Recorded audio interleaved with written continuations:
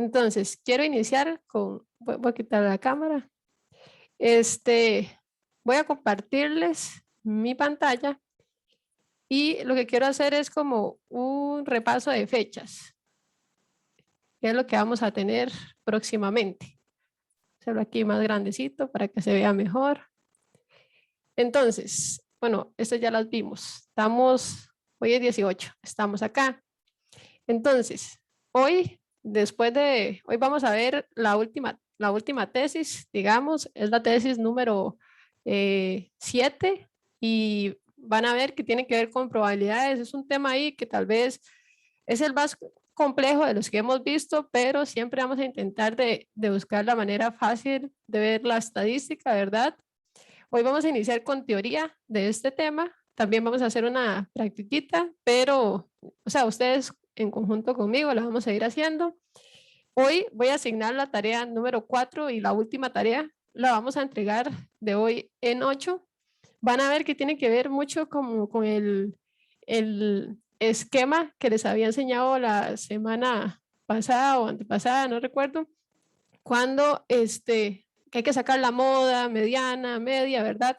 Tal vez es una tarea sencilla, pienso yo. Es un poquito, ni larga, pero sencilla, porque es sacar algunas medidas de variabilidad y de posición que vimos la semana anterior. Entonces, creo que la guía está muy bien. Intenté hacerla más detallada y casi que guiando el paso a paso. Entonces, creo que con eso va a estar todo clarito.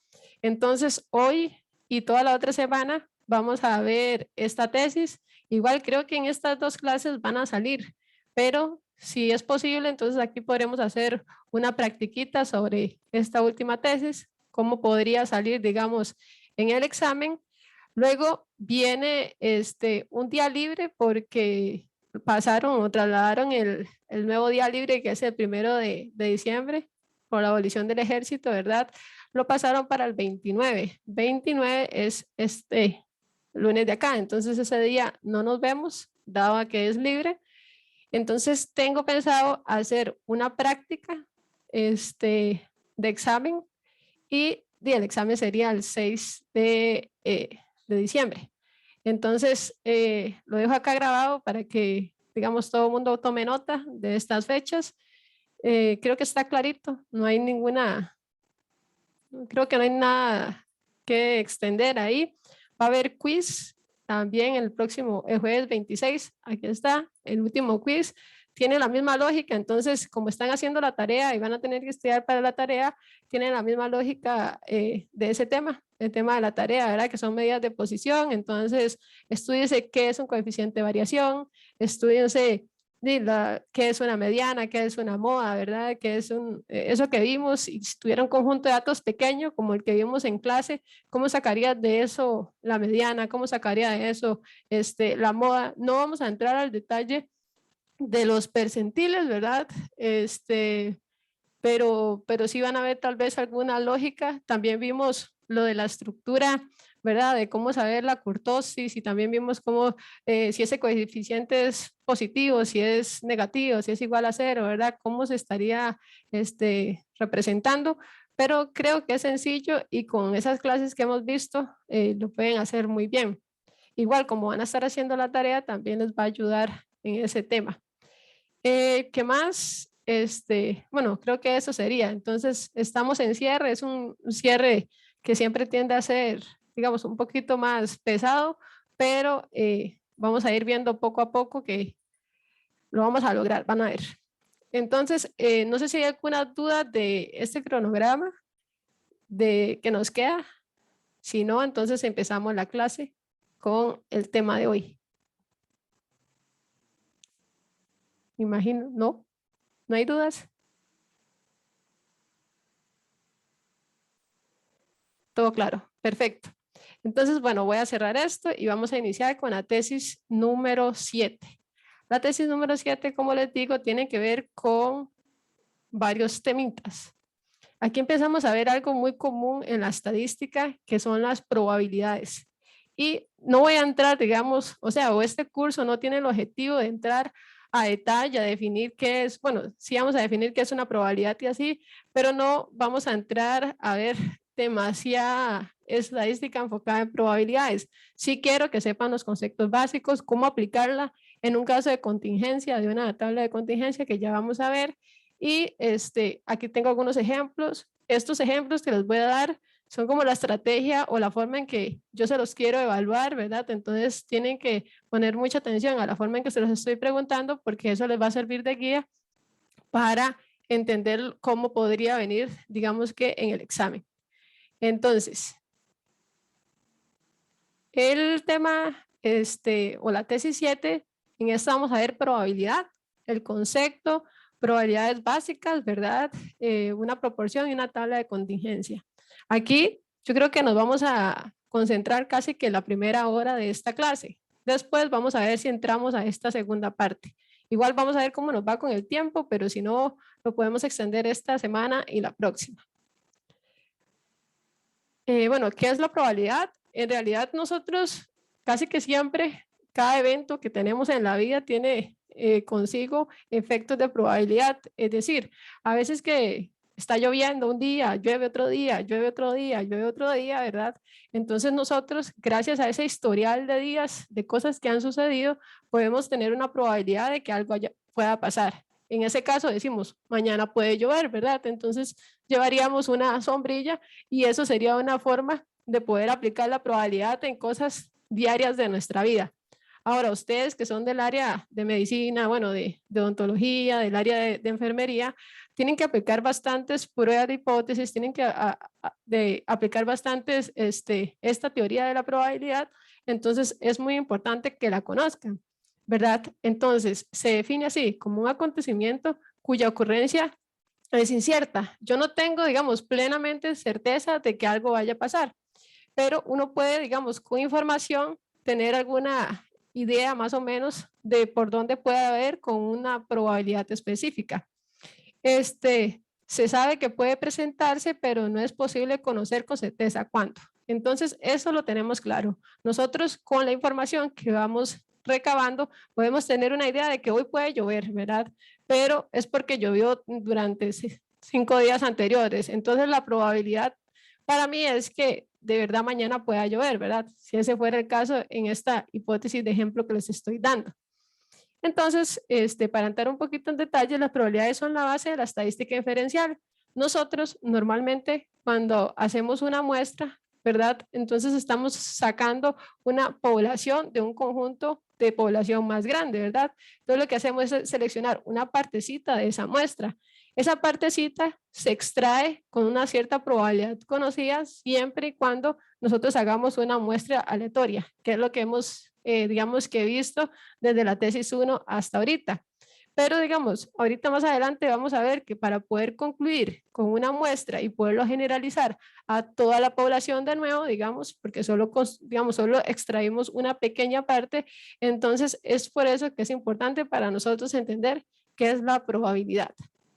Entonces, voy a empezar con un ejercicio o un ejemplo muy básico, solamente como para entender en qué consiste la probabilidad y dar algunas, digamos que, lineamientos que se siguen cuando uno está hablando de probabilidades. Entonces, vamos a suponer este ejemplo. Hay un balde, ¿verdad? Tenemos 3 bolinchas o canicas, 3 son de colores amarillas, 2 son de color roja y 2 son de colores azul, ¿verdad? Entonces, en total tengo 7 bolinchas o 7 canicas. Si yo voy a simular una selección aleatoria, digamos que entonces yo meta esas bolinchas en una cajita y las revuelva, todas las bolinchas, ¿verdad? Al hacer eso, yo le digo a alguno de ustedes, cierre los ojos, tome una bolincha o una canica de esa caja, ¿verdad? Sin ver. Entonces, eso es una selección aleatoria, ¿verdad? Digo esto para que entiendan que, digamos, todas tienen la misma probabilidad de ser seleccionadas, o por lo menos todas van a tener una probabilidad de ser seleccionada y la vamos a calcular, conocida. En este caso, entonces, tengo ese conjunto de canicas dentro de una caja. Yo le digo a uno de ustedes, seleccióneme esta canica y les pregunto, ¿cuál es la probabilidad de que esa canica o bolincha sea amarilla? ¿Verdad? Entonces, ¿cómo podríamos sacar esa probabilidad? Normalmente, cuando utilizamos este tipo de, digamos, o cuando calculamos probabilidades, tenemos que conocer estos conceptos y ahorita vamos a solucionar ese ejemplo. para responder el ejercicio anterior, vamos a conocer algunos conceptos de probabilidad. Primero, hay un N o hay resultados de eventos totales.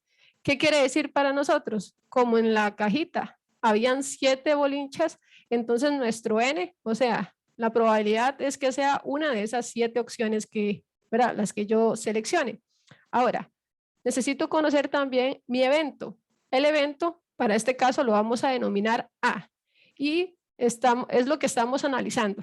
Entonces, si yo de las 7 bolinchas quiero conocer el evento, ¿verdad? En mi evento, en este caso, es que sea amarilla. Entonces, lo que hacemos es lo siguiente. NA es la forma de denotar, digamos, esa característica específica que estoy buscando del conjunto de datos en total, es decir, del conjunto de canicas. Entonces, siempre que yo quiera denotar una probabilidad, ¿verdad? De cualquier cosa, aquí pongo probabilidad de algo, ¿verdad? Yo siempre voy a hacer N de A, que son todas aquellas opciones que cumplen con la característica de interés. En este caso, mi característica de interés es conocer cuántas son amarillas y N es el total de casos posibles. Es decir, en el conjunto en la cajita yo tengo en total 7 bolinchas, entonces puede ser cualquiera de esas 7 que yo seleccione. Entonces, para responder el ejemplo anterior, que cuál es la probabilidad de que las canicas sean amarillas, entonces yo hago casos favorables en mi ejercicio. Vimos que tenía 3 canicas amarillas, entonces la probabilidad de eso sería 3 del total de canicas que hay en la caja, serían 7, entonces yo tendría 0.43. Eso así en general, un ejemplo sencillo. Existen algunas propiedades de las probabilidades que vamos a ver. No es como que yo les voy a decir, bueno, si no se saben esas probabilidades, ¿verdad? Pero estas propiedades, pero son muy importantes porque puede resumir muy fácil algún cálculo que ustedes tengan que hacer. Entonces, un punto muy importante es que las probabilidades siempre son positivas y además siempre va a variar entre 0 y 1. Entonces, no va a haber una probabilidad mayor que no se encuentre entre 0 y 1. Entonces, de esa forma ya tendríamos claro la primer propiedad. Otra, digamos, otra propiedad es que cuando un evento es imposible, ¿verdad?, de realizar, es decir, yo les digo a ustedes, seleccionen una, ¿verdad?, ¿cuál es la probabilidad que de esa cajita seleccione una bolincha color blanca? Entonces, esa probabilidad siempre es 0 cuando el evento es imposible. ¿Por qué? Porque no existen tan siquiera dentro de la cajita ninguna bolincha de color blanco. Entonces, un evento, si es un evento es imposible, ¿verdad? Su probabilidad es igual a 0 y cuando un evento es seguro es igual a 1. ¿Qué quiere decir? Que si en esa cajita yo solo tuviera 3 bolinchas amarillas y yo les digo a ustedes, denme la probabilidad de seleccionar una bolincha amarilla, sería 3 entre 3, por tanto tendría 1. ¿Qué quiere decir? Cualquier bolincha que yo saque de esa cajita va a ser amarilla en ese ejemplo. Ahora, tenemos otra propiedad que es la propiedad de complemento de las probabilidades. El complemento de las probabilidades lo que me dice es, si yo quiero encontrar la probabilidad de lo contrario, entonces es muy fácil. Nada más vamos a hacer, en este caso, tenemos la probabilidad del complemento es 1 menos la probabilidad de A. Es decir, si yo quiero obtener la probabilidad del complemento, simplemente calculo la probabilidad de A y a partir de 1 menos esa probabilidad puedo tener ese complemento. ¿Qué es lo que quiero decir con todo esto? En el ejemplo en donde tengo 7 bolinchas, ¿verdad? En ese ejemplo en particular, si yo les digo a ustedes cuál es la probabilidad de no ser amarilla, ¿verdad? Eso sería el complemento, es decir, lo opuesto a lo que yo quería identificar. Entonces, una forma de identificar esa probabilidad según esta propiedad es simplemente hacer 1, como es mi valor máximo, le resto la probabilidad de ser amarilla. Por tanto, 0.57 sería la probabilidad de no ser amarilla en este caso. Y por último, todas las probabilidades, al final la sumatoria de cada una de esas probabilidades, es decir, la probabilidad de ser amarilla, la probabilidad de ser roja o la probabilidad de ser azul, me va a sumar en su totalidad 1, ¿verdad? Porque nunca los eventos en sí, el conjunto de eventos me va a sumar 1, que es el total de probabilidad que puedo tener en un conjunto de datos. Entonces, eso es a nivel de propiedades. Tal vez ahorita lo ven aquí un poquito confuso, pero vamos a ver la aplicación para que vea, digamos, la forma en que podemos aplicar estas propiedades y tal vez que sea más sencillo de entender. Igual, si tienen cualquier duda, ¿verdad? Consulta, me la pueden hacer. Normalmente cuando nosotros vamos a preguntarles a ustedes, ¿verdad? Sobre este tema de probabilidades, lo vamos a hacer a partir de tablas de contingencia. Esto es una tabla de contingencia que ya lo vimos también en las clases anteriores cuando vimos la parte de proporciones. Nosotros podemos tener un ejemplo, por ejemplo, ¿verdad? Que tiene que ver con la condición de ser fumadores y la condición de tener o no una enfermedad. Yo puedo relacionar dos variables, ¿verdad? Y lo puedo poner todo en una misma tabla y si las veo para allá, puedo ver la condición de fumadores y si lo veo hacia abajo, podría ver la tenencia o no tenencia de enfermedad. Entonces, para eso, mejor me voy a ir a este Excel que también les compartí para ver, vamos a ver. Este es este mismo ejemplo. Voy a ver si tal vez subo esto ya más, voy a hacerlo un poquito más grande para que lo vean mejor. Entonces, un ejemplo posible que les puedo poner de examen, ¿verdad? Sería un ejemplito como este. Ahora, vamos a ver lo siguiente. Entonces, dijimos que esto se puede ver de arriba hacia abajo, es decir, por columnas, y estaríamos evaluando la condición de enfermedad y también se puede ver por filas, ¿verdad? Donde estaríamos evaluando la condición de ser fumadores o no. Entonces, dijimos que una probabilidad era tener, digamos, el conjunto de casos favorables dividido entre el total de casos. Entonces, si tenemos esa definición y yo les pregunto a ustedes cuál es la probabilidad de que una persona sea fumadora, entonces la lógica con esta tabla, ¿cómo sería? En este caso, yo agarraría, ¿quiénes son fumadores para mí? Para mí los fumadores son estos de acá, ¿verdad? Porque lo puedo ver por fila. Y dentro de qué, ¿verdad? ¿Cuál sería mi total de N en este caso? Es decir, todas las posibles personas que yo quiera seleccionar. Entonces, en este caso serían 20, ¿verdad? Entonces, veámoslo de aquí. Yo normalmente tengo entonces esta tabla de contingencia, quiero sacar una persona al azar, ¿verdad? Y hago las siguientes preguntas. Para poder sacar a una persona al azar, entonces lo que hago es lo siguiente. ¿Cuál es la probabilidad de que una persona sea fumadora? Entonces, tenemos la tabla. Lo primero que hacemos es identificar a los fumadores. ¿Quiénes son los fumadores? Son todos estos de acá, ¿verdad? Los totales se verían entonces de forma horizontal. En este caso, ¿verdad? Tendría 12. 12 personas son fumadoras. ¿De cuántas posibles? De 20. Entonces, la probabilidad de ser fumadora es hacer 12 entre 20. Ahora, ayúdenme ustedes a hacer esta otra, ¿verdad? ¿Cuál es la probabilidad de que la persona no sea fumadora? ¿Cómo lo podría ver?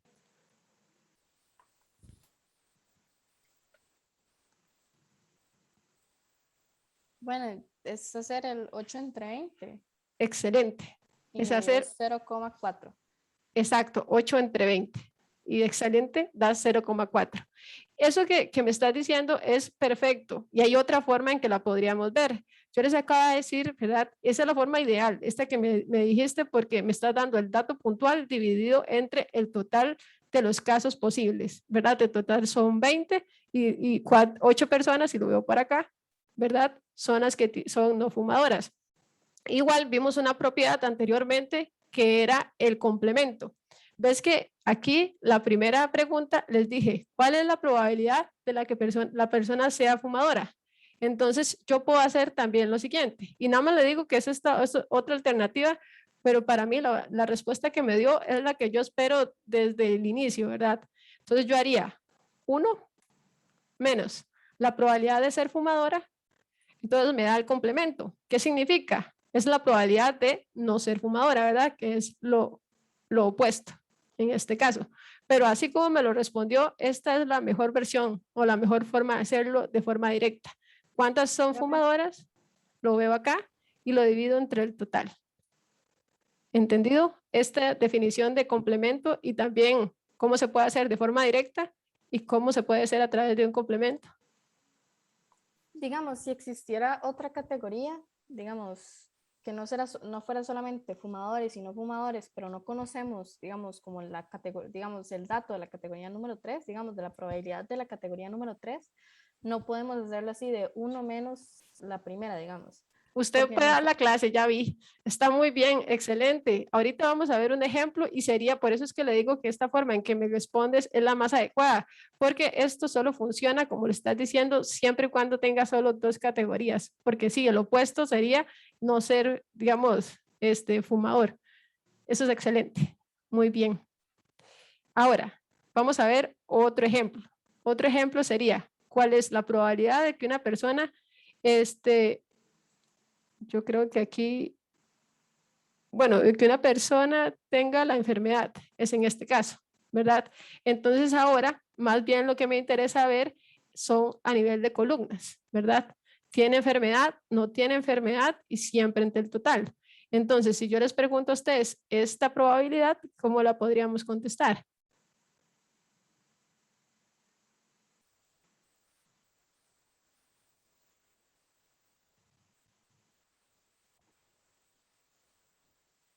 ¿Tienen idea?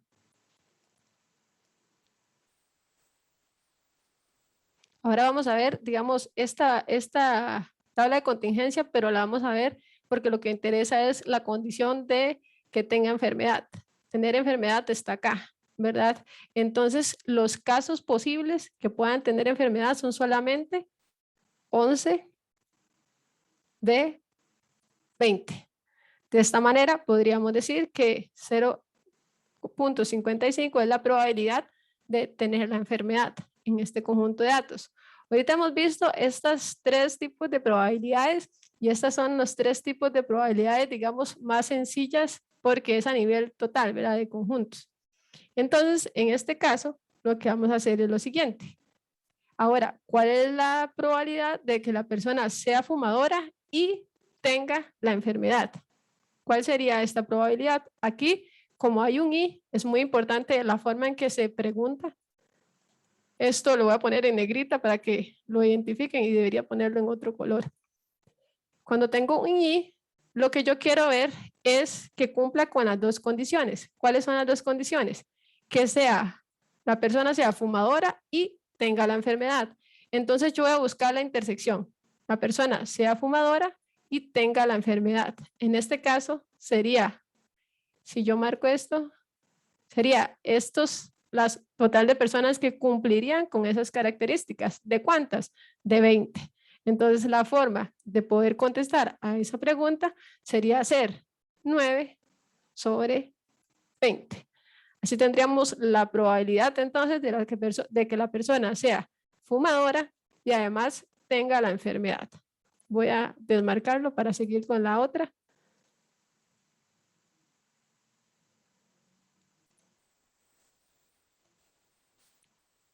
Ok. Ahora, si la probabilidad de que, ahora hay una siguiente pregunta.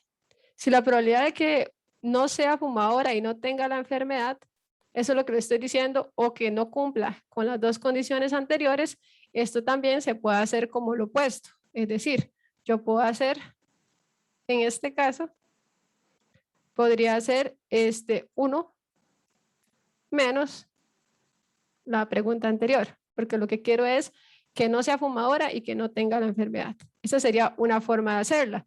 Pero si no, yo puedo hacer esto, que no sea fumadora y no tenga la enfermedad. ¿Quiénes son de este conjunto de datos los que tienen eso? Si solo estas personas tienen la enfermedad y son fumadoras, quiere decir que este caso, que estos casos de acá y que estos casos de acá no cumplen con esa característica, es decir, con tener las dos condiciones.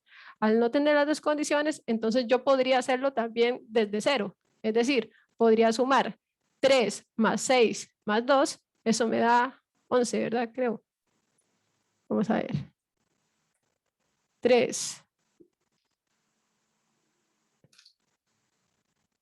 que esto está en, tengo que ponerlo, dame un momento para ponerlo en,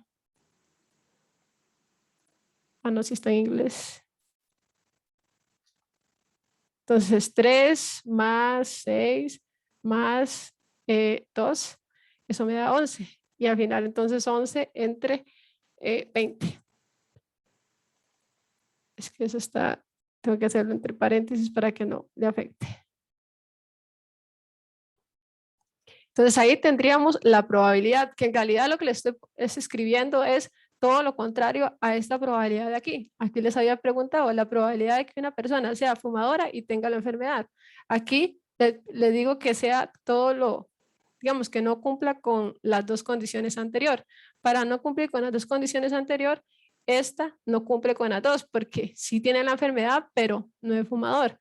Esta tampoco cumple con la condición, porque aunque es fumador, no tiene la enfermedad. Y estas de acá ni tienen la enfermedad, ni cumplen con la, o sea, ni son fumadores. Entonces, por eso yo sumo este valor y este valor, y lo divido entre el total de casos posibles, que serían 20, ¿verdad? Esos, digamos que son las probabilidades más sencillas de analizar.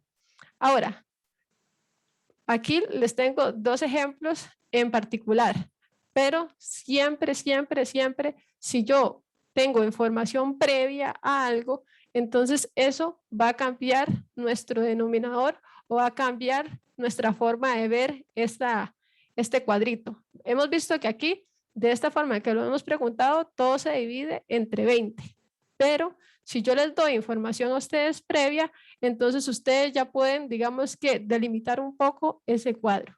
¿Cómo lo podemos ver? Por ejemplo, en este caso, ¿cuál es la probabilidad de que una persona sea fumadora dado que tiene la enfermedad? Entonces, ahí ya les estoy diciendo que la persona tiene la enfermedad, ¿verdad? Entonces, yo los estoy limitando a que vean solamente los casos en que las personas tienen la enfermedad. Y quiero saber de esas personas que tienen la enfermedad, cuántas personas son fumadoras. Entonces, ¿cómo sería la forma de ver ese caso en particular? Si vemos lo siguiente, entonces tendríamos esto. Ya yo sé que las personas tienen la enfermedad, entonces solo me voy a concentrar en esta columna de acá. Ya 20, digamos que lo dejamos de lado. Y de esto total, yo quiero saber cuántas son fumadoras. Entonces, la probabilidad de eso sería igual a ser 9 entre 11. ¿Por qué? Porque ya yo sé de antemano, ya hay información, ya alguien me dijo previamente, sé que esto lo voy a hacer solamente con gentes que tienen la enfermedad. Y entonces quiero que sea fumadora. La característica ser fumadora es 9, en este caso particular. Entonces, donde hacemos eso, esto está...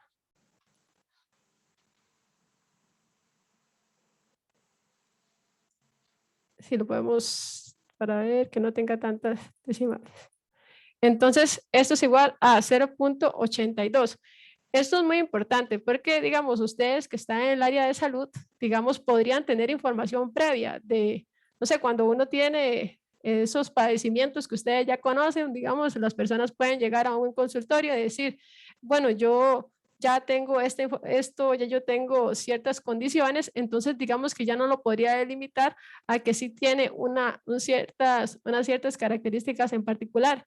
Y vean lo importante que es hacer esa diferenciación, porque si ya uno conoce información previa, ¿verdad? Uno puede cambiar esas probabilidades. La forma de preguntarles a ustedes, ¿verdad? Si lo vemos a nivel de examen, es así, dado que tiene tal cosa, dado que se conoce tal cosa, yo les podría decir a ustedes, si ya yo sé que las personas son de cierto lugar, ¿qué probabilidad hay de que pase lo siguiente? Entonces uno se delimita a ver el subconjunto que les estoy diciendo previamente. En este caso, les estaba diciendo que eran tener la enfermedad, entonces ya no me interesan los que no tienen la enfermedad, solo me interesan los que tienen la enfermedad. Y de esos que tienen la enfermedad, ¿cuántos son fumadores? 9 entre 11. Por tanto, la probabilidad es de 0.8. Si esto fuera un caso real, entonces uno dice, digamos, ¿verdad? Uno puede decir, si uno tiene una enfermedad, ¿verdad? O el hecho de ser fumador en sí, ¿verdad? ¿Qué probabilidad tan alta tiene uno de tener cierta enfermedad? Ahora, vamos a ver el último ejemplo le traigo otro ejemplo con más categorías, como ahorita, o sea, para ver estas diferencias que se pueden dar. Acá tenemos otro conjunto de preguntas. Si ya tengo la información de que la persona es fumadora, entonces de aquí para acá, las 6 y las 7, le estoy diciendo que ya tengo información previa. Entonces, eso me ayuda a mí a delimitar mi denominador. Ya no va a ser 20, sino que lo vamos a delimitar a al nuevo subconjunto que yo les esté dando. En este caso le estoy diciendo, si ya tengo la información de que la persona es fumadora, ¿cuál es la probabilidad de que tenga la enfermedad? En ese caso. Entonces, si vemos este conjunto de datos, ¿cómo podríamos hacer esa probabilidad? Ya yo sé que la persona es fumadora, entonces solo me voy a concentrar a ver este conjunto de acá. O sea, mi denominador, en ese caso, dado que ya previamente sé que la persona es fumadora, entonces nos vamos a concentrar solamente en esta fila. Ahora, ¿qué quiero saber? ¿Cuál es la probabilidad de que tenga la enfermedad? Entonces, en ese caso, tiene la enfermedad es 9 y el total de fumadores son 12. Entonces, mi probabilidad en particular sería ser 9 entre 12.75. Entonces, iguales para el caso, digamos, de ustedes que están en esta área, ya yo puedo, digamos, si sé que hay cierta condición, poder determinar de una persona cuál es la probabilidad de que suceda alguna característica en particular, siempre y cuando contemos con una tabla de contingencia. Esta sería la forma, digamos, de aplicar estas probabilidades. Ahora, yo les puse aquí un segundo ejemplo. Este ejemplo tal vez se torna un poquito, en realidad es un poquito más grande, nada más. Voy a poner aquí tal vez esto un poquito más grande para que se vea mejor. Yo creo que ahí se ve bien. Entonces tenemos otra tabla de contingencia. En realidad la lógica es lo mismo. Tengo aquí no es condición de fumador, sino esto es residencia. Y aquí esto era notas. Voy a adaptar eso ahí. Este es notable. Suficiente. Y no recuerdo cuál era la otra del ejemplo.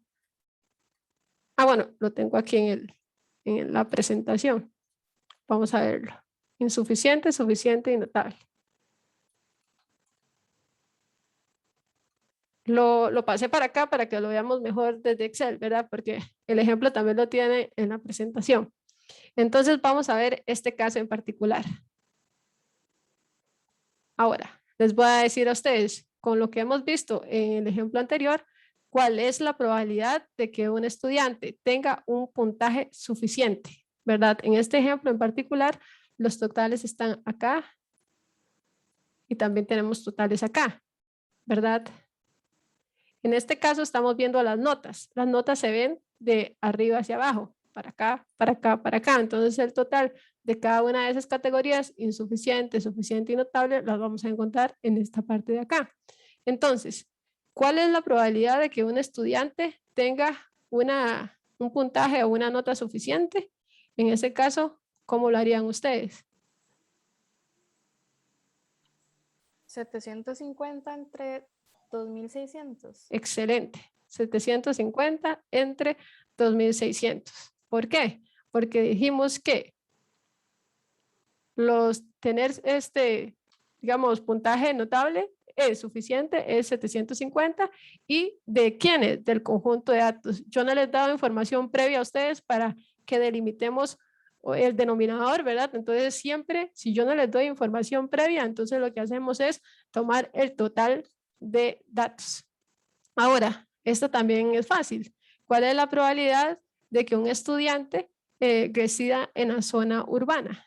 Entonces, esto es el ejercicio, digamos, bien lo podía hacer aquí con la clase y tenemos en total 400, bueno, aquí teníamos, bueno, hoy tenemos poquitos, pero normalmente tenemos como 28 y podríamos ver las probabilidades de que ustedes salgan bien, digamos, y haciendo puntos de corte suficiente, insuficiente, es decir, que se queden en un examen, que tengan una nota media y que tengan una nota, digamos, que mayor a 90, ¿verdad? En este caso, si queríamos ver cuál es la probabilidad de que un estudiante resida en la zona urbana, la parte de la residencia se va a ver hacia allá, ¿verdad? Entonces, tenemos que ver el conjunto de datos o el conjunto de personas que son de una zona urbana. En este caso, ¿cuántas personas son de una zona urbana? Según este ejemplo, tenemos que 1.300 personas son de una zona urbana, dividida entre el total de la población, que serían 2.600. Entonces, bueno, es que este sí tiene decimalitos. Ah, bueno, sí, es que sí es la mitad totalmente. 1.300 de 200, de 2.600, entonces es 0.5. Ahora, tenemos otro ejemplo. ¿Cuál es la probabilidad de que el estudiante tenga un puntaje notable? ¿Cuál sería esa probabilidad?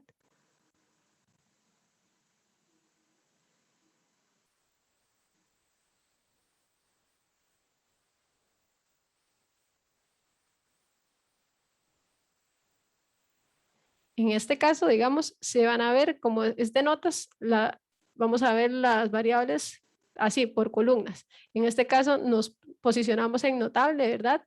Y tenemos que ver en total de casos que tuvieron una nota notable. En este caso sería entonces 1.350, ay, perdón, 1.350 cumplen con la característica de nota notable, dividido siempre entre los 2.600, porque yo no les he dado información previa y tampoco les he dicho alguna otra cosa para que ustedes me den otro valor. Entonces dejémoslo así como a 2 dígitos. Ahora, ¿cuál es la probabilidad de que un estudiante que resida en la zona urbana, resida en la zona urbana y tenga un puntaje notable?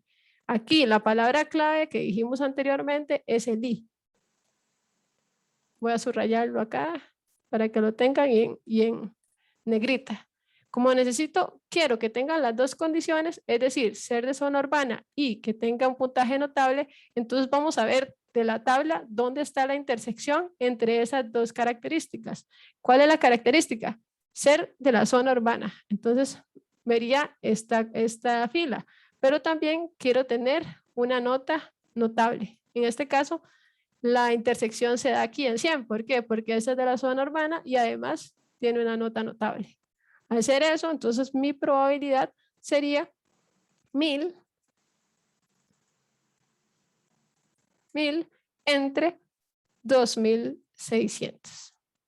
De esa manera, entonces, mi probabilidad de que sea de la zona urbana y además tenga una nota notable, entonces esa es la probabilidad, 0.38. Vamos a copiar el formato de esta para que quede ahí bonito. Ok, ahora, estas dos de aquí las dejé de última porque tienen a ser un poco más complicadas porque es con un no, pero ahorita les digo cómo funciona. Vamos a ver esta última de las que no son tan difíciles, ¿verdad? En este caso decimos, si se sabe que un estudiante, vean, les estoy diciendo si se sabe que un estudiante, le estoy dando información ya previa que entonces va a hacer que el denominador se restrinja. En este caso decimos, si se sabe que un estudiante, ¿verdad?, reside en la zona urbana, ¿cuál es la probabilidad de que tenga un puntaje notable? Ya se sabe que el estudiante reside en la zona urbana. Entonces, mi total ya se va a restringir a solamente 1.300. Entonces lo delimito. Ya se sabe que es de la zona urbana. En total, en la zona urbana tengo 1.300. Y que tenga una nota de notable, entonces sería hacer 1.000 entre 1.300. Y ve la diferencia que se dan entre las probabilidades. Entonces, hay mucha probabilidad de que una persona que sea con este ejercicio en particular, ¿verdad? Si es de la zona urbana, que tenga una nota de notable en este ejercicio en particular, ¿verdad? Donde tengo más de 3 categorías.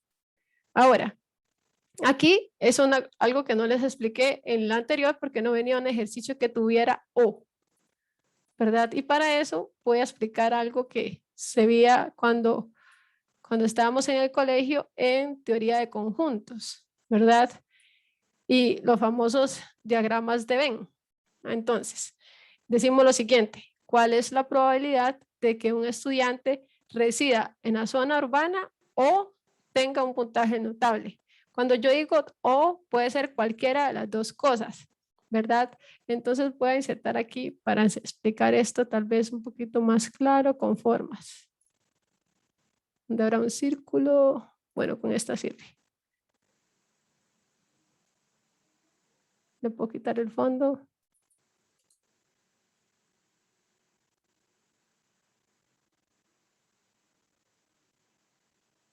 Relleno. Se lo voy a quitar. Eso es solo para verlo. Entonces, vamos a copiar esta y esta.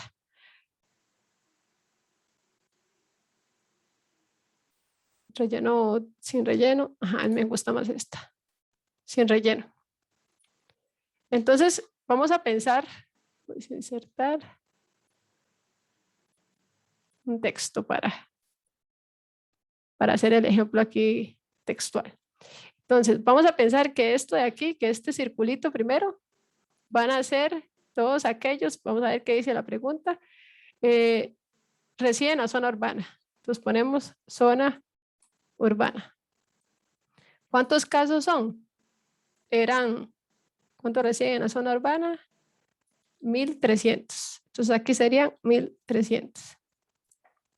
Ahora, este otro conjunto de datos, lo que me va a dar a mí, voy a ponerlo a este lado para que no. Entonces esta es la primera parte. Ahora le estoy diciendo O. Esto es solamente cuando hablamos de O en vez de I. Y es muy fácil, pero O tiene unas cositas que tenemos que ver. Entonces, si yo copio esto acá, esto otro es que tenga puntaje notable. Entonces, ¿cuántos tienen puntaje notable? Viéndolo acá, notable son 350. Entonces, 1350, ¿verdad? Pero ustedes ven que existe una intersección entre la zona urbana y el puntaje notable. Si yo hago esto en este conjunto de datos, yo tendría algo así. Vamos a hacer esto de este lado. Es decir, tengo un conjunto de personas que tuvieron nota notable. Tengo otro conjunto de personas que son de la zona urbana, pero tengo una intersección entre ellas dos. Si yo recortar ahorita dos círculos y los posiciono uno encima de otro, van a ver que va a haber una partecita de los círculos. Vamos a poner una forma aquí para marcarles. Van a ver una partecita de los dos círculos que está doble, ¿verdad? Porque está todo lo que son notables y todos los que son una zona urbana. Entonces, esta partecita de acá va a estar dos veces, digamos que contada. Y nosotros tenemos que evitar eso. Entonces, en este caso en particular, si yo pudiera hacer, bueno, ¿cuál es la probabilidad de ser urbana? Podría ser 1300 entre 2600, ¿verdad? Eso lo podría hacer. ¿Qué es esto? Ahora, ¿cuál es la probabilidad de ser notable? Yo sé que son 1350 dividido entre 2600. Voy a quitarle esto de acá para que quede ahí. Pero lo que pasa es que estas dos probabilidades me están sumando, digamos que dos veces esto de en medio, porque lo cuento tanto en esta parte como en esta otra parte. Entonces, normalmente nosotros lo que tenemos que hacer, en donde tengamos una O y haya una intersección, es restarle además la probabilidad de la intersección. En este caso, la intersección es hacer 1000 entre 2600. ¿Verdad? Que sería la intersección de ser urbano y tener una nota notable. En este caso, se puede hacer así, ¿verdad? Yo puedo sumar esta probabilidad más esta probabilidad y restarle esta probabilidad. O lo puedo hacer todo en conjunto. ¿Qué quiere decir eso? Puedo hacer 1300 más 1350 menos 1000. Entonces estoy tomando los casos que cumplen con ser urbanas, los casos que cumplen con ser notable y le estoy restando la intersección. ¿Por qué? Porque la estoy contando doble. ¿Cómo la cuento doble? Cuando intersecan acá estos dos círculos. Donde hago eso, eso siempre lo voy a dividir. Ay. Eso lo voy a dividir entre 2.600. Entonces, la probabilidad de que el estudiante resida en la zona urbana o que tenga un puntaje notable sería, en este caso voy a ponerlo ahí mejor para que me quede en el lugar que era, es de 0.63. ¿Entendido esa parte? Esto es importante que lo tengan claro. Por mi parte, sí, profe. Sí, muy bien. Igual, una forma de hacerlo también rápido. Entonces yo quiero todo aquello que sea urbano y todo aquello que sea, digamos, notable. Una forma de hacerlo también puede ser directamente desde la tabla. Si yo tuviera que marcar todo lo urbano, ¿verdad? Quiero todo esto y quiero también todo esto. Es decir, que sea urbano o que sea notable. No importa si tiene alguna otra combinación, pero yo quiero todos estos casos. Entonces, una forma de hacerlo también es sumar este más este valor, más este valor, más este valor, más este valor. Eso da eso. Si lo divido entre los 2.600, tengo que ponerlo entre paréntesis porque si no, no me deja. ¿Ves que da el mismo valorcito que acabamos de calcular? ¿Verdad? Entonces ya, o sea, ustedes pueden decidir, pueden hacerlo, ¿verdad? En este caso les estoy diciendo cuál es la probabilidad de que el estudiante sea de la zona urbana o tenga un puntaje notable. Entonces, identificar en la tabla todos los casos que son de la zona urbana y todos los casos que son de la zona notable, que tengan una nota notable. Suman todos los posibles casos y lo dividen entre el total. Esa es una forma de hacerla. Otra forma de hacerla es hacer la probabilidad de ser de la zona urbana, la probabilidad de ser notable, menos la probabilidad de la intersección. ¿Por qué? Porque pasa esto de que se suman dos veces. Ustedes podrán decidir, bueno, para mí es más fácil identificar los casos aquí y poder decir cuál es, o tal vez es más fácil para mí ver individualmente la probabilidad de la zona urbana, la probabilidad de ser notable y hacer la resta de su intersección, ¿verdad? Ustedes deciden, pero lo que sí quiero es que quede claro esta forma de calcularlo. Siempre cuando venga entonces un O, va a ser un poquito más complicado. Ahora, veamos este caso particular, que tal vez también hay que tener claridad en que no siempre hay que restar la intersección. ¿Por qué? Porque solamente es cuando estas dos características que estoy uniendo se intersecan, como es en este caso. Existen personas de la zona urbana que tienen características notables. Ahora, si yo les digo a ustedes, ¿cuál es la probabilidad de que un estudiante tenga un puntaje suficiente y un puntaje notable? Entonces, con este diagrama de Venn, ¿verdad? Que es lo que uno veía en el cole, podría poner esto. Voy a copiar aquí para no insertarlo en otro lado. Entonces, podríamos ver esto. Voy a copiar este también. Esto es ser puntaje suficiente. Es este caso.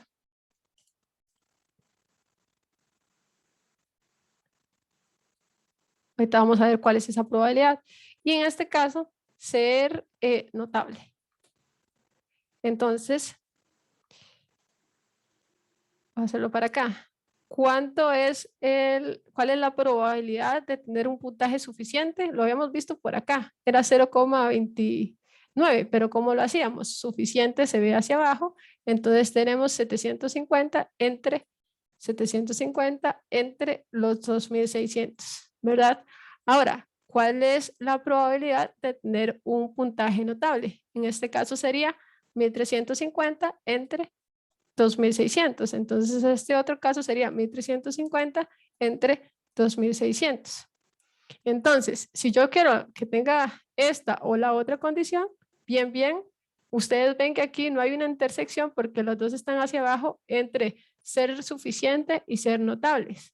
Normalmente cuando veíamos la condición de ser urbano y además ser notable, si hay una intersección entre los conjuntos de datos. Como en este caso los dos van hacia abajo, no se intersecan. Entonces, yo puedo hacer la probabilidad de esta más la probabilidad de esta y ya. Eso para mí es la probabilidad de ser notable, que es lo mismo que yo haga 750 más 1350, ¿verdad? Estos son los casos de ser suficiente, estos son los casos de ser notable y lo divida entre 2600. Voy a ponerle paréntesis porque vemos que sin paréntesis se no entiende bien la división. Entonces, este valorcito de acá es la probabilidad de ser suficiente y una nota notable. Esto lo voy a poner aquí para que quede en el conjunto de datos y listo. Entonces, esto sería la manera en que nosotros vamos a ver probabilidades. Es sencillo, pienso yo, siempre que yo le dé información adicional, entonces ustedes identifiquen que me está diciendo que cambie de denominador. Para todos los demás casos, si no le doy en particular información previa, entonces siempre es entre el total de casos y lo que me interesa a mí en la parte superior o en el numerador es encontrar el conjunto de datos que cumple con la característica que les estoy pidiendo. Cuando tenemos entonces y necesitamos ver que cumpla con las dos condiciones, entonces solamente vamos a buscar la intersección de ese conjunto de casos. Para este caso en particular era que fuera de la zona urbana y tuviera un puntaje notable, entonces la intersección se encuentra en 1000, ¿verdad? Estos son de nota notable y además son de la zona urbana. Entonces ese es el caso de I, y el O tiende a ser un poquito más complejo. Cuando O tiene una intersección en medio, entonces uno hace la probabilidad de una parte, la probabilidad de otra y le quita la intersección, o lo puede hacer directamente acá en el conjunto de datos de este ejemplo. Y la otra es que cuando uno tiene una probabilidad, ¿verdad? Pero las variables son independientes, es decir, no se intersecan, es simplemente hacer la suma de los casos que cumplen con la condición, que serían 750 y 1350, y dividirlos entre siempre el total. Eso sería esta parte de probabilidades. Ustedes podrían tener enfermedades cardiovasculares y ver si el sexo afecta, inclusive si hay alguna enfermedad de las caries o bucodental, si afecta más a los hombres y a las mujeres. Entonces podríamos hacer una tabla de contingencia y a partir de ahí calcular ciertas probabilidades que sean de su interés. Entonces les puede servir mucho, digamos, para ustedes, no sé, si al final vemos que las mujeres tienen más probabilidades de tener esta enfermedad, ¿verdad? Entonces guiar a esa población hacia ciertas condiciones, ¿verdad? En este caso, entonces, siempre varía entre 0 y 1. Vemos que aquí lo más alto que tuvimos de esta tabla fue 0.8, ¿verdad? Pero nunca vamos a tener una probabilidad mayor a 100. En eso es que quede claro, nunca va a ser negativa, según lo que vimos en la presentación. Y importante saber cómo utilizar el I, cómo utilizar el O, y que las dos condiciones se cumplan simultáneamente. El O, que se puede cumplir esta o la otra. Entonces, puedo tener varias posibilidades. Eso en cuanto a esa parte. Y ahorita vamos a ver un poquito más, antes de ir al receso. Vamos a ver esta otra parte. Entonces, eso es en cuanto a probabilidad. Ahí terminaríamos esa parte de probabilidad, pero la probabilidad es muy importante porque se utiliza para un montón de cosas. Nosotros al inicio del curso hablábamos sobre estadística inferencial y estadística descriptiva, y entonces, uy, ¿qué era una cosa y qué era la otra? Bueno, ese es el momento donde identificamos qué es estadística inferencial. La descriptiva solamente describe un conjunto de datos, pero la inferencial es una estadística poderosa porque nos permite llegar a conclusiones, nos permite poder decidir esas cosas de las probabilidades, nos permite hacer un montón de cosas a nivel, digamos, de conclusiones y de toma de decisiones. Entonces, la estadística inferencial es un conjunto de métodos y técnicas que permiten inducir a partir de información empírica proporciones por una muestra. Entonces, si yo tengo una muestra, la estadística inferencial se usa normalmente cuando yo tengo una muestra y necesito expandir lo que yo concluya de esa muestra, digamos, al total de la población. Si yo quiero generalizar esta información, entonces necesito estadística inferencial. ¿Cuál es el comportamiento de una determinada población con un riesgo o error medible en términos de probabilidad. Y aquí es donde juega un papel muy importante la probabilidad. Entonces, los métodos paramétricos de la inferencia en sí, de la estadística, entonces yo puedo hacer métodos para estimar parámetros y métodos para contrastar hipótesis. Entonces, digamos, en sí, la estadística inferencial me permite a mí hacer estimaciones a partir de una muestra al total de la población y además hacer contrastes de hipótesis, es decir, que lo que yo encuentre en mi muestra lo puedo generalizar a toda la población a partir de una medida o un contraste de hipótesis que también vamos a ver cómo funciona, y con eso entonces puedo llegar a conclusiones a nivel general. Entonces, ¿qué quiere decir? Que si yo tomo una muestra de Costa Rica, ¿verdad? Hago un muestreo de 1000 viviendas y yo encuentro algo en esas 1000 viviendas, siempre y cuando sea una selección al azar, ¿verdad? Yo podría generalizar los resultados de esa muestra a toda la población, siempre y cuando al aplicar este método de contraste de hipótesis, digamos, tenga ciertas características y me diga que se puede generalizar o no. Ahorita los vamos a ver. Ambos métodos se basan en el conocimiento teórico de la distribución de probabilidades de un estadístico muestral que se le puede llamar estimador. Todo esto pueden verlo confuso, pero les voy a explicar esto en forma sencilla. La estadística inferencial, entonces, se divide en dos partes. Una parte es hacer estimaciones, es decir, poder llegar a un dato de la muestra, ¿verdad? Y poderlo generalizar a toda la población. Y también pruebas de hipótesis. ¿Qué son pruebas de hipótesis? Es toda aquella prueba que me diga a mí si puede pasar eso en el total de la población o no. Esta estimación se divide en algo puntual y en algo por un intervalo, normalmente. Y tenemos lo siguiente, ¿verdad? Entonces, en la primera clase de este curso casi vimos que teníamos una población y teníamos una muestra, ¿verdad? Al final, cuando ir a toda la población, es decir, a los 4 millones de personas que hay en Costa Rica, ¿verdad? Eso se hace a partir de un censo. Eso es demasiado costoso, ¿verdad? Y entonces no es como viable que cada uno de ustedes vaya, digamos, quiere saber algún padecimiento bucodental o quieran saber algo específico de las personas, vayan a toda la población, porque económicamente es, digamos que muy difícil. Entonces, por costo, nosotros hacemos una muestra. Es decir, agarrar una partecita de la población de manera aleatoria, que también lo vimos al inicio de la clase. Entonces, si yo tuviera toda la población, tengo una precisión alta. Si tengo una parte de la población, pierdo precisión, pero tengo un costo más bajo. Entonces, siempre se hace un balance entre la precisión y el costo. Entonces, tenemos algo que se llaman parámetros, que es el valor real, digamos casi que es el valor poblacional. Si tuviéramos a los 4 millones de personas y yo le preguntara, ¿cuántos de ustedes tienen este padecimiento tal cual? Yo puedo decir, mira, de las 4 millones, 2 millones tienen ese padecimiento. Luego tenemos la muestra. Entonces, si hacemos una proporción, digamos, en este caso, podríamos decir que el 50% de las personas tienen el padecimiento y con una muestra podríamos llegar a algo similar, ¿verdad? Decir que el 50%, pero de mi muestra tiene ese padecimiento. Pero para poder yo generalizar de esta partecita a toda la población, necesito hacer esas pruebas de hipótesis. Por eso es que estamos en este punto, ¿verdad? Por yo economizar de alguna plata, digamos, ¿verdad? Para llegar a una partecita y también porque es viable, digamos, también porque es muy difícil llegar y por tiempo, si usted hace una investigación y puede durar mucho tiempo en ir a todo el país, ¿verdad?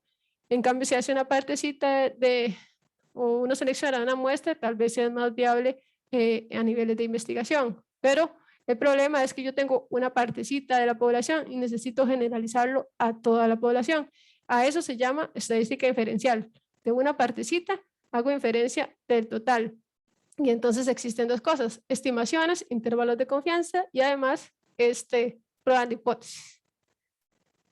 Y creo que vamos a receso 10 minutos y venimos para seguir un poco con este tema. Igual la próxima clase también vamos a ver un poquito más de este tema. Y recuérdenme al final de la clase ver la tarea que vamos a dejar hoy, para repasarla ahí un poquillo para que vean más o menos en qué consiste. Entonces vamos a receso, en 10 minutos volvemos. Son las 4:07, a las 4:17.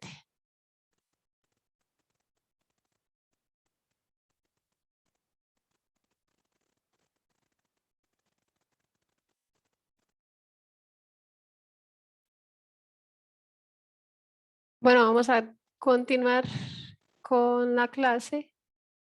Vamos a ver un poquito más y después de ahí vamos a ver la parte de la tarea, porque creo que hemos visto bastante materia y tal vez están un poco, digamos, esta parte de probabilidades también es un poquito más como de entender un poquito más, pero yo les aseguro de que ustedes puedan repasar, digamos, estos dos ejemplos que les dije, y con eso, ¿verdad? Teniéndolo en claro y viendo los posibles casos, pueden desarrollar bien. Igual en un examen lo que podría venir es una tablita de contingencia y hacerle ciertas preguntas. Con este mismo ejemplo podrían identificar, ¿verdad?, cómo encontrar esas probabilidades. Ahora, entonces dijimos que cuando hablamos de estadística diferencial, lo que tenemos es una muestra, ¿verdad? Se dividía en dos partes. La estadística diferencial se divide en estimaciones y en pruebas de hipótesis. Creo que la próxima entonces semana vamos a ver esta parte de pruebas de hipótesis. Aquí nos vamos a ir entonces por este lado. Una estimación. La estimación se divide en un valor puntual y más un intervalo de confianza. Entonces, ¿por qué se hace eso? Porque la desventaja de tener poquita plata y poco tiempo es que yo necesito hacer una muestra y necesito generalizar al total de la población. Por eso es que yo aplico estadística inferencial. Entonces vimos que el valor de toda la población se llama parámetro, el valor de una muestra obtenida se llama estimación. La forma de notar, por ejemplo, un promedio es con mu y una desviación estándar es con sigma, mientras que la forma de notar una media, digamos una estimación de una muestra es x barra y una desviación estándar es simplemente un S. Entonces estábamos aquí en la parte de intervalos de confianza. Se seleccionan muestras y con la información de una muestra se hacen conclusiones a toda la población. Esa es la estadística inferencial. ¿De dónde se seleccionó la muestra? Eso se denomina estadística inferencial, ¿verdad? Tal cual lo hemos visto. Se puede generar estimaciones puntuales y por intervalo. Ahora, vamos a ver entonces del esquema la parte superior. El objetivo de un intervalo de confianza es proporcionar una base a una muestra, digamos, una región en la que se tenga un determinado nivel de confianza de que se encuentre el valor del parámetro poblacional. Entonces, si yo selecciono una muestra, ¿verdad? Yo tengo una base de datos con las 4 millones de personas y yo digo, uy, yo no puedo ir a preguntarles o hacerles ciertas preguntas de hábitos bucodentales, ¿verdad? Yo no puedo hacerlo con toda la población. Entonces lo que hago es seleccionar una muestra. Eso sí, es aleatoria, ¿verdad? Como yo les enseñé al inicio de este curso. Pero digamos que si yo la selecciono, me da este valor. Si la selecciona Natalia, le va a dar este. Si la selecciona Indra, entonces estaría como por acá, ¿verdad? Entonces yo tendría una muestra, Indra tendría otra y así sucesivamente, cada uno de los que están acá, digamos que selecciona una muestra. Entonces hay una probabilidad de que yo no encuentre este mu de aquí, es la estimación de toda la población si tuvieran los 4 millones de habitantes. Entonces, generalmente podría pasar de que una de las muestras no contenga, o el promedio de, no sé, quiero saber cuántas personas usan cepillo Colgate. Estoy inventando porque es un ejemplo del área de ustedes, ¿verdad? Entonces, bueno, no sé, no sé, pero digamos que quisiera preguntar algo como eso. Entonces, en ese caso, tendría que esta muestra que seleccioné yo, sí tiene el valor si fuera a los 4 millones de personas, pero la muestra que seleccionó Natalia también, pero tal vez la muestra que seleccionó, no sé, Fabricio, cualquiera de los que está acá, ¿verdad? Digamos que cayó fuera y no tiene, digamos, ese valor poblacional. Entonces, nosotros normalmente lo que hacemos son intervalos de confianza. El intervalo de confianza no solo nos dice el valor puntual que estimamos, sino también nos da un espacio, ¿verdad? O un intervalito que nos dice, bueno, puede estar entre este valor y este valor. Entonces, eso es importante de analizar. Normalmente, cuando llegamos a esa conclusión, como todo es probabilidad, nosotros solo tenemos o sea, no podemos tener la certeza de que las cosas sucedan al 100%. Lo que sí podemos hacer es dar con un grado de probabilidad, digamos, de que eso se cumpla o no se cumpla. Entonces, según un nivel de confianza establecido, así será la probabilidad de encontrar dentro de la muestra el parámetro poblacional. Entonces, hay veces que ustedes dicen, bueno, con un nivel de confianza del 95%, yo puedo encontrar en este valor, entre este y este valor, se encuentra el valor poblacional. Entonces, yo doy un valor puntual y un valor o un intervalo porque lo que tengo es una muestra y quiero generalizarla al total de la población. Ahora, ¿cómo se denota un intervalo de confianza? Así. Normalmente se tiene la estimación, que es el promedio de la muestra, ve que viene como X barra, menos un conjunto, digamos, en este caso podría ser la confianza esa que les dije, ¿verdad? Está asociada a un valor Z, eso lo vamos a ver ahorita, pero no quiero que ustedes, digamos, calculen esto así tal cual, ¿verdad? Sí quiero que entiendan la lógica. Entonces, a ese promedio le vamos a restar una constante y a ese otro promedio le vamos a sumar una constante. Entonces, vamos a ver un ejemplo y yo creo que con esto podríamos terminar esta parte y luego ver la tarea, porque sí es mucha información ya. Entonces, estimación puntual es el valor numérico utilizado para estimar el parámetro poblacional. ¿Qué quiere decir? La semana pasada vimos cómo calcular el promedio de edad de las personas que contestaron al cuestionario que nosotros enviamos. Entonces, si yo hago media, ¿verdad? O, bueno, dependiendo de cómo tengan uno en Excel, pero de esos valores puedo encontrar el promedio de edad de las personas. Digamos que fuera 22 años. Entonces, ese sería mi valor puntual. Pero yo también puedo tener un intervalo de confianza que me diga, bueno, las personas están entre este valor, bueno, el total de las personas poblacionales estarían entre este valor y este otro valor. Entonces, a eso es lo que le llamamos intervalo de confianza. Consta de dos valores numéricos que definen un intervalo o un grado específico de confianza de incluir al parámetro a estimar. Vamos a ver un ejemplo puntual. Se desea conocer el nivel de glucemia de los habitantes de un pueblo. Se selecciona una muestra y se toma muestras de sangre a cada persona. ¿A cuántas? A 90 habitantes que se seleccionaron. Con esos datos se calcula el promedio y la desviación estándar. Nosotros ya vimos cómo calcular eso en Excel, ¿verdad? Nada más hacer igual media, selecciono los datos y podemos hacer también la parte de desviación estándar con la función específica y obtendríamos esos valores. Entonces, como media, encontramos que en promedio las personas tenían 100, bueno, esto de glicemia, ustedes tal vez lo entenderán un poco mejor. Entonces, la estimación puntual sería el valor obtenido de ese conjunto de personas. En ese caso, les dio 100 miligramos de TL de glicemia.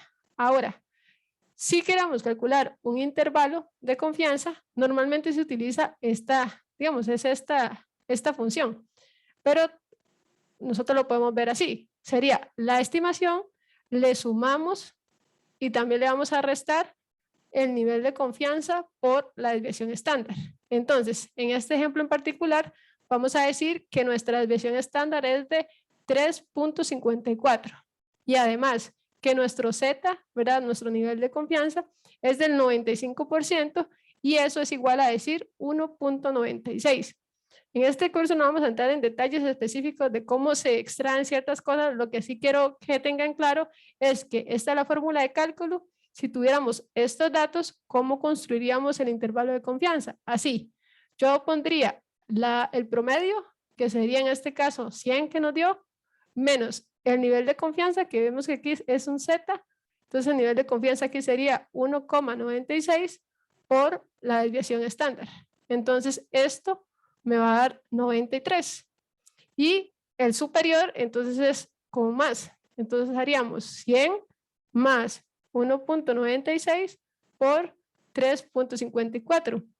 De esa manera, entonces podríamos concluir lo siguiente.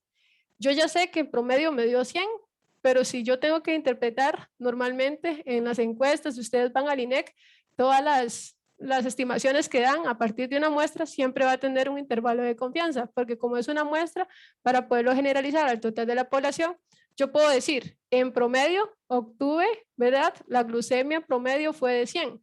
Sin embargo, la forma de interpretar eso a nivel general o a nivel de la población es, con un nivel de confianza del 95%, se espera que el verdadero valor de la glicemia poblacional, ¿verdad?, promedio se encuentre entre 93 y 107. Entonces yo nada más no tengo un valor puntual que es tener el promedio de 100, sino más o menos por dónde se encontraría el valor poblacional.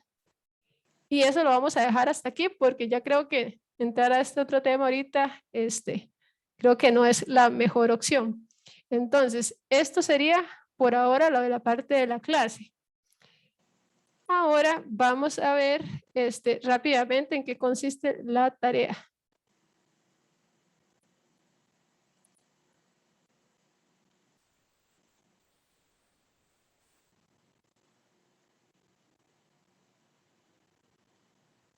Entonces, en realidad, aquí les puse los datos, ¿verdad? Tenemos hombres, mujeres, tenemos la cantidad de datos que más o menos son 481, los de siempre, ¿verdad? Tenemos esta variable que se llama cuántos vasos de agua toma al día, ¿verdad? Entonces, esta variable es, vamos a hacer lo siguiente. Vamos a ir respondiendo un conjunto de preguntas y se las dice así como guías para que nada más vayan contestando acá. Entonces, digamos que ustedes van a hacer, utilizando la base de datos recopilada al inicio del curso, ¿verdad? Realice los siguientes ejercicios. Esta es la última tarea. Entonces, por ejemplo, les digo, calcule la moda. Entonces, ustedes lo que se van es acá, marcan esto, hacen la función igual, no le puedo hacer aquí, pero eso le daría la moda. Otra forma de hacerlo, ¿verdad? Es marcar estos datos, inicio, irse a datos y hacer el análisis de datos. Y a partir de ahí uno busca estadísticas descriptivas, aceptar, y bueno, no se las voy a hacer tampoco, pero así de simple. Entonces con esa pueden ir contestando cada una de las preguntas. La primera pregunta es, calcule cuál es la moda. Entonces ustedes ponen ahí la moda, bueno, pueden traerse inclusive los datos para acá, ¿verdad? Y tal vez aquí los marcan y sea más fácil para ustedes. Ustedes verán, ¿verdad? Cómo lo desarrollan. Tienen que hacer la interpretación de la moda. Entonces, según lo que vimos en la clase, ¿verdad? Del valor tal y tal, y hacerlo en términos del problema que nosotros tenemos. ¿Qué es el problema? Vasos de agua. Entonces, uno puede decir que lo más frecuente, ¿verdad? Es, no les voy a decir bien, pero que las personas tomen tanto de vasos de agua, ¿verdad? Entonces aquí interpretarían eso. Mediana, la misma historia, marcan los datos, piden la función mediana y obtienen la mediana de los datos. A partir de eso hacen la interpretación tal cual la vimos en la clase anterior. Igual aquí hacen el promedio, del promedio, igual, ¿qué significa la interpretación?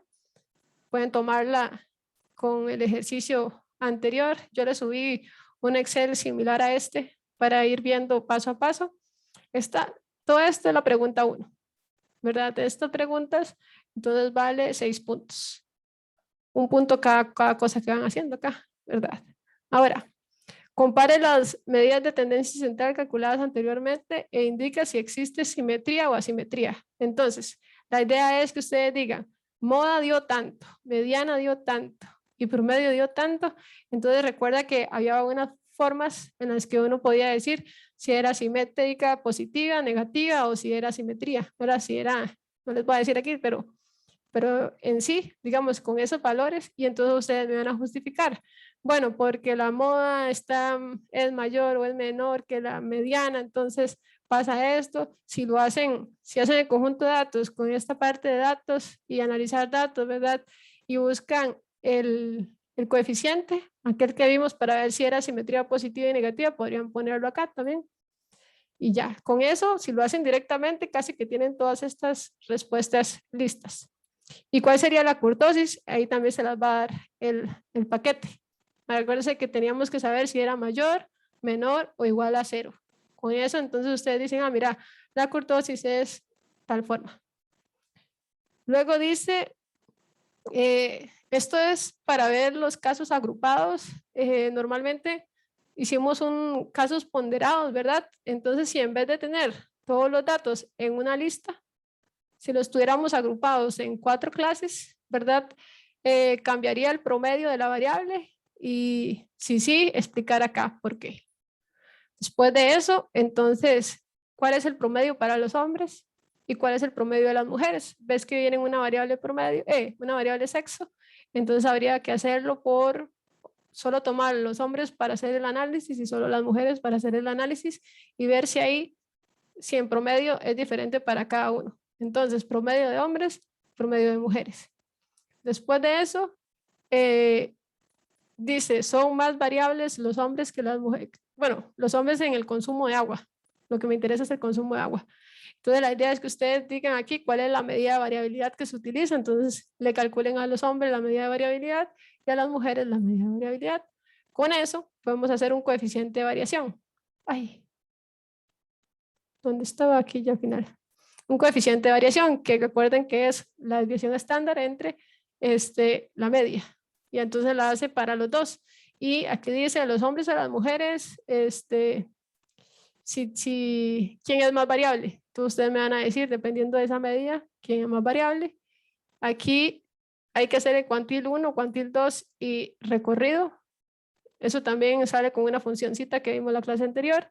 El diagrama que sale ahí en insertar, uno pone datos recomendados. Bueno, no tengo un conjunto de datos, pero ahí le va a salir el diagrama para el caso de consumo de vasos de agua.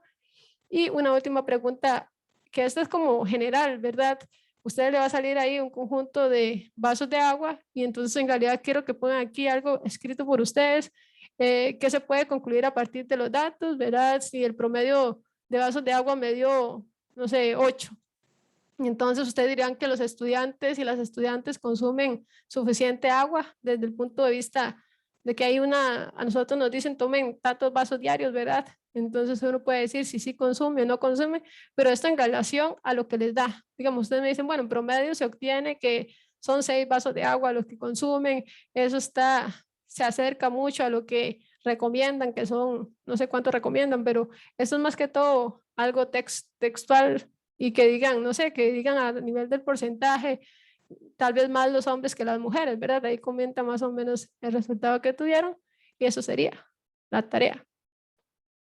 Creo que está sencilla a nivel de que pueden ir haciéndolo paso a paso. Ustedes verán si se traen aquí, si se copian los datos, si los pegan acá, ¿verdad? Garantizar siempre que tenga 481 datos cuando hagan lo de hombres y lo de mujeres. Recordar que se hace solamente los casos de hombres y de mujeres, o sea, no van a tener 481, sino una frecuencia específica. Recuerden que habían unos casos que eran no identificados, entonces esos los excluyen, ¿verdad? Entonces no tendrían 481, sino un poquito menos. Y creo que eso sería. No sé si hay alguna duda, cómo lo ven, cómo se sienten. Hoy vimos bastante temas, sé que hay poquitas personas, imagino que esta semana también es dura para en otros cursos. Ya estamos cerca de cerrar y sé que este tema de probabilidades, no, este está muy sencillo, pero el de probabilidades tiende a ser un poquito más abrumador. Les voy a subir este Excel con esto que vimos hoy, ¿verdad? Para que tengan ahí con la respuesta y no sé cómo se sienten, cómo ven la tarea y no sé, creo que podríamos quedar por acá el día de hoy, pero quisiera saber eso, cómo se sienten con el curso y con este nuevo tema que vimos y con la tarea que estamos planificando. Ya está la última. La noticia buena es que es la última tarea, la noticia buena es que es el último quiz y la noticia buena es que es el último tema ya.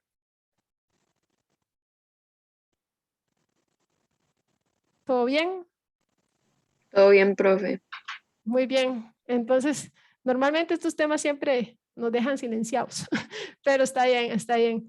Entonces, nos vemos el próximo lunes. Vamos a ver todo lo que tiene que ver con pruebas de hipótesis. En realidad, lo que nos falta son como 20 diapositivas más, creo yo. Bueno, por ahí. Van a ver que lo que vamos a ver, aunque teóricamente puede ser mucha matemática que hay detrás de eso, nosotros solo vamos a ver casos puntuales y poder determinar si algo funciona o no funciona. Eso es muy importante porque en sus áreas, ¿verdad? Para ver si un medicamento funciona o no, para ver si está haciendo efecto, inclusive, no sé, un tratamiento o no, se usan mucho las pruebas de hipótesis, ¿verdad? Eso es algo muy importante y, digamos, dentro de cualquier investigación ya que se quiera publicar, naturalmente si hacen pruebas de hipótesis, se va a tener que conocer esas probabilidades y lo vamos a ver más adelante entonces en la próxima clase. Sin más, aquí quedamos, queda grabado y apenas termine la clase, ¿verdad? Se va a cargar el video.